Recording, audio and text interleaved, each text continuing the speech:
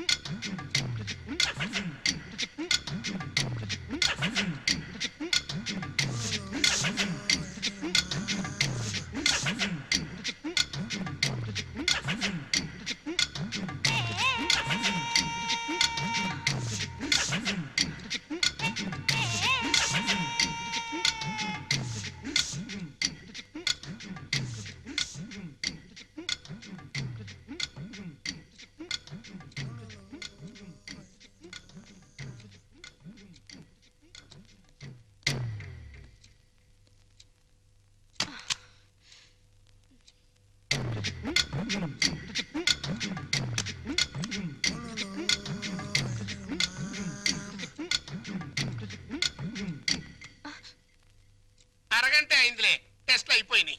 Report రేపు సాయంకాలం 6 గంటలకు ఇస్తాడంట. పద.